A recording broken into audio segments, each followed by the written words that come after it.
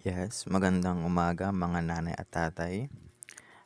Ito na po yung actual turnover namin kasi kakakuha lang po namin ng susi galing sa developer. So ayan yung Block 3.65, 87 Integrity Street. Yan. Meron silang palapida. Pero buhay pa yung mga titira dyan ha. Lapida lang yan ng mga buhay. So ayan. Papasukin na ang unit. Wala. Tara, practice. Yan, nandito na. Yan, may pahakdan. Ang sukat ng loob ay which is yung floor area na mayroong sukat na 42 square meter. Yan. Siguro yung kisame mataas-taas na kasi medyo maaliwalas na sa akin, matangkad na ako niyan eh.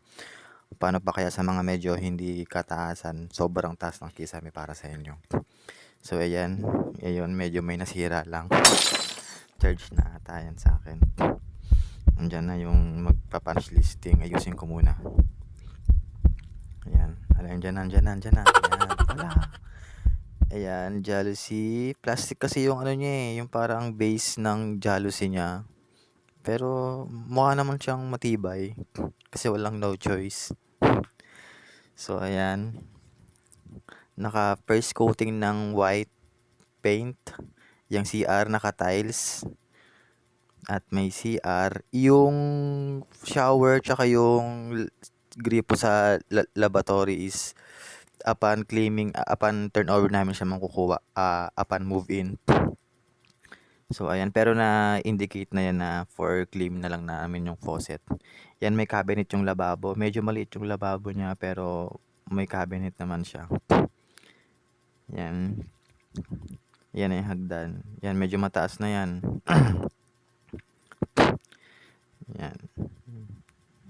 Check namin yung pinto, okay naman. Kasi nasa stage kami ngayon ng punch listing, which is yung parang check mo lahat ng mga gamit. For example, may crack, sira yung cabinet, sira yung pintuan, may damage yung bintana. Pwede namin yung paayos bago kami tirahan. So ayan, second floor na tayo. Second floor, yan yung abang sa aircon. Kung magpapa-aircon, dalawa yan. Yan, dalawa yan. At walang kamatayang jalousie. Wala. Yan. Wala siyang kisame pero naka-heat insulator na siya. So kapag mainit, less na yung init niya. Hindi na ganun kainit. So pwede na. Yan.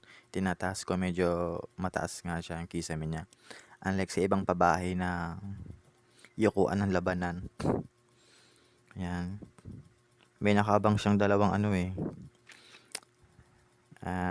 yung extension, yung saksakan.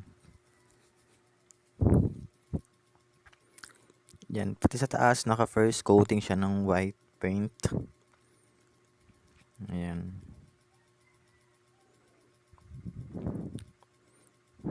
Ayan, may pag-glass. Nakatapat yan sa hagdan. So malaking tulong siya kasi makakalas tayo pag morning kahit naka-off na lang yung ilaw natin. Maliwanag na lang yan. Ayan. Ang bala kasi namin dito, pare-red cement muna namin eh. Kasi wala pang tiles. Yan, tamang bunot na lang muna siguro. Bunot-bunot, ganon. Yan, ano ginagawa niyan? Yan, parang may umuuga kasi. So, yan, up and down niya na 2-story sa story, 2-story. 42 square meter yan. Medyo malaki-laki na rin siya. Yan. Ang monthly ko dyan is 6,000. 6,600 with insurance na yon tsaka MRI. So, medyo maswerte yung mga na-approve ngayong itong nagdaang 2020 kasi meron na abutan nila yung repricing period. Kasi yung nagpa-reserve kami 8,000 yung bigay sa amin ng developer. Tapos yung sa approval, computation ng Pag-ibig is 7,100 yung monthly with MRI and insurance na rin. Pero itong lately lang naka-receive kami ng panibagong mail para sa repricing period yon. Nasakop namin yung parang low pricing ng appraisal, which is ang monthly namin is 6,600 na lang with insurance na rin tsaka MRI. So pababa na tayo. Yan yung mga nakaabang nasaksakan. Ayan. May bintana din. Puro bintana na lang tayo dito Yan, lalabas na tayo. Yan, saan ka na? Dito ako sa labas. Saan ba? Ayan. Ayan. May pupo ata sa CR. Yeah! Ayan. Check pinto. Tamang katok. Ceramic. Joke lang. Kahoy naman yung pinto. Yan. Check namin yan kasi kasama sa punch listing yon. Pag may damage, pwede siyang ipaayos bago mo lipatan. So, nasa service area na tayo. Yan yung hangganan ng iyong lupa. Yan, hanggang dyan. Yan. Tapos, meron kang 1.5 dipang sukat na parking area.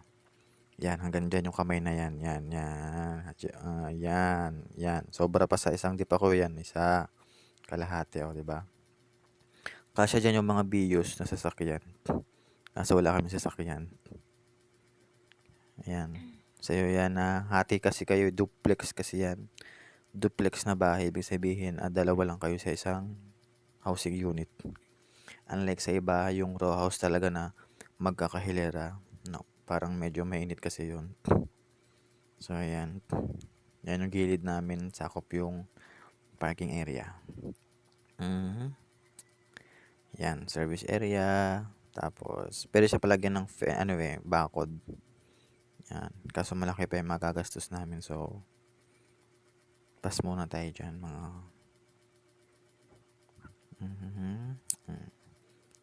Yan. Medyo mataas din yung yung bahay talaga eh. Hindi siya yung mababang kisame. Yan yung alulod. Yan.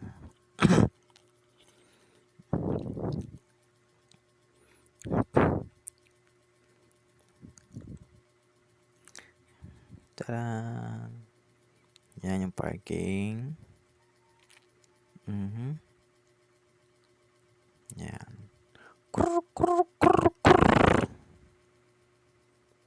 Char lang. Yan. Ito kasi parang pa lang lahat halos parang subject for turnover pa lang lahat. So wala pa, medyo nakatira, pero unti-unti na siyang matitirahan kasi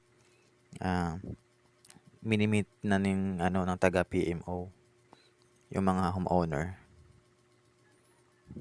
Tapos yung kalsada niya medyo malawak din eh. Kaya kayo maglaro-laro. Yan. Wait lang, saan to pupunta? Naihi ako eh. Ihi muna ako. Char lang, joke lang. Yan. So, kung mapapansin nyo, idadamay ko na rin.